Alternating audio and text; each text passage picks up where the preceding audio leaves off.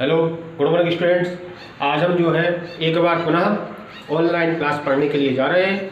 जैसा आपको पता है कि हमारे देश में एक नया वेरिएंट आ गया है जिसका नाम है ओमिक्रॉन।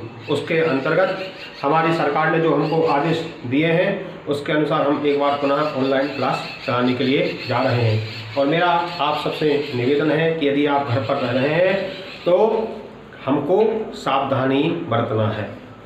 कहते ना, मास्क है जरूरी और 2 गज दूरी, ये हमको अपने जीवन में अपनाना है। क्योंकि यह एक ऐसी बीमारी है कि एक बार व्यक्ति को लग जाती है तो निश्चित है वह बहुत ही हानिकारक होती है, चाहे वह धन के रूप में हो अथवा तो स्वास्थ्य के रूप में हो। तो हमको हमारा इस बीमारी से बचाव करना है। तो आइए आज हम जो है कक्षा 8वीं में संस्कृत विषय में 17 पाठ, कौन सा पाठ है? 17 पाठ सत्कर्म एवं धर्म, यह पढ़ने के लिए जा रहे हैं। वैसे मैं आपको यह पाठ एक बार पढ़ा चुका हूँ, लेकिन एक बार पुनः हम ऑनलाइन क्लास के माध्यम से इस पाठ को एक बार पुनः पढ़ने के लिए जा रहे हैं। तो यहाँ पर इस पाठ की हेडिंग है, इसका शीर्षक है कि सत्कर्म एवं धर्म। सत्कर्म ही, सत्कर्म यानी सत्कर्म एवं यानी ही, धर्म यानी धर्म है।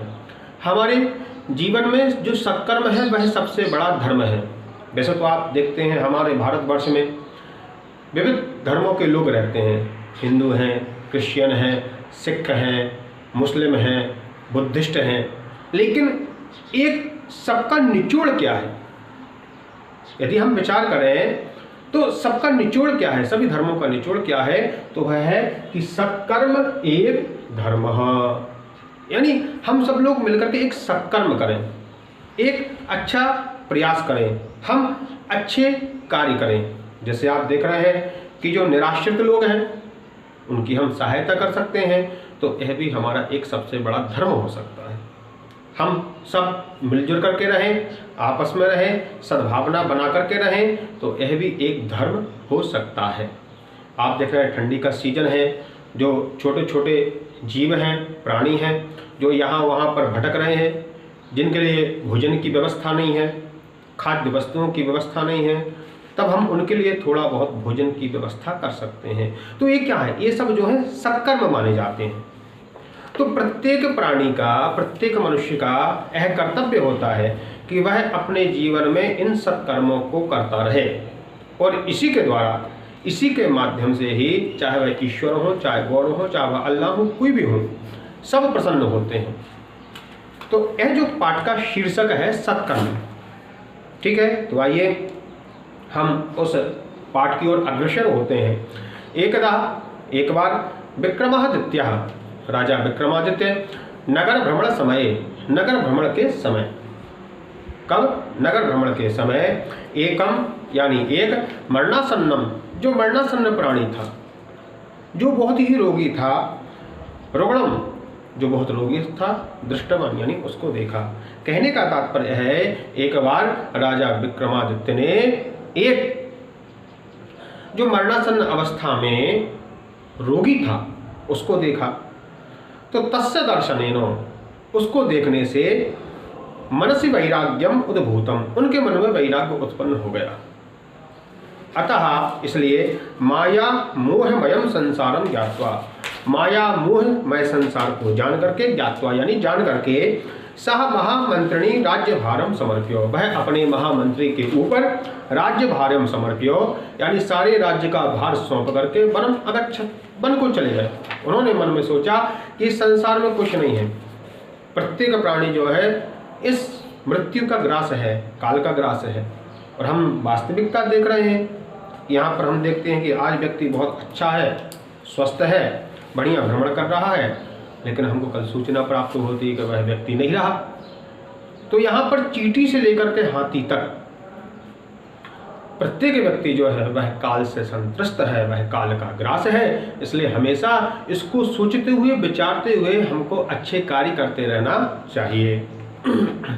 तो बने सहा, वन में जाकर के, सहा यानी उन्होंने, कठिनाम तपस्याम आरब्धवान, वन में जाकर के वह बहुत कठिन तपस्या करने लगे। तस्य समीपे, तस्य यानी उनके समीपे यानी पास में ही एव एका महात्मा तपस्यारत आसीत, उनके पास में ही एक पहले से ही महात्मा थे जो तपस्या कर रहे थे। महात्मा तम अवदत, भाई जो महात्मा है उनको बोले कि राजन भवान तू यथानीति राजधर्मस्य पालनम करो, तू आप जो है यथानीति जो एक राजनीति होती है उसके अनुसार आप धर्म का पालन करें। धर्मानुकूल शासनम अपि धर्म एव भवति, यदि हम धर्म के अनुकूल शासन करते हैं तो वह भी एक धर्म होता है। प्रत्येक व्यक्ति का एक धर्म होता है। जैसे हमारे एक शारीरिक धर्म है, हमको शरीर को स्वस्थ रखना है, इसको स्वच्छ रखना है, इसको निर्मल रखना है, ये शरीर का धर्म होगा। जैसे मैं एक शिक्षक हूँ तो शिक्षक का धर्म क्या है? बच्चों को अच्छी शिक्षा प्रदान करना, बच्चों को अच्छे से पढ़ाना। तो एक राजधर्म होता है। राजधर्म का क्या होता है? यथा नीति पालन करना और अपनी प्रजा को पालन करवाना, ये राजधर्म होता है। तब महात्मा ने कहा कि आप राज्य में जाकर के यथा नीति धर्म पालन करें तो वह श्रेष्ठ होगा। इति सह विक्रमादित्यम उपदिष्टवान, उन्होंने इस प्रकार से राजा विक्रमादित्य को उपदेश दिया।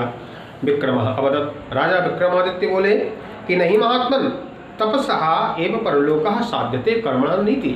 उन्होंने कहा कि हम लोग जो है तपसः यानी तपस्या के माध्यम से परलोकः साध्यते, हम अपना परलोक बना सकते हैं, न तो कर्मणा, हम अपने कर्मों के द्वारा परलोक नहीं साध सकते। महात्मा अवदत्, तब महात्मा बोले कि राजन, हे राजन, राज्ञः धर्मः प्रजा पालनम। महात्मा ने उनको उपदेश दिया कि जो राजा का धर्म होता है वह क्या होता है? प्रजा का अच्छी तरह से पालन करना, अपनी प्रजा का एक बच्चों की तरह पालन करना, ये राजा का धर्म होता है। दूसरा क्या हुआ? शासनम एव तपस्यातु महात्मानम एव कर्मो। तो राजा बुद्ध ने कहा कि जो तपस्या है वह तो महात्माओं का कर्म है, वह राजाओं का नहीं है। तब फिर महात्मा ने कहा इत्युक्ता महात्मा राजानम पृष्ठवान, ऐसा बोल करके महात्मा ने राजा को बोला कर्म तपस्योः का भेदा, कर्म और तपस्या में क्या भेद है। आज हमारे लिए इतना पर्याप्त है। मुझे आशा है कि आप लोग घर पर रह करके इसका अध्ययन करेंगे। अस्तु मंगलम।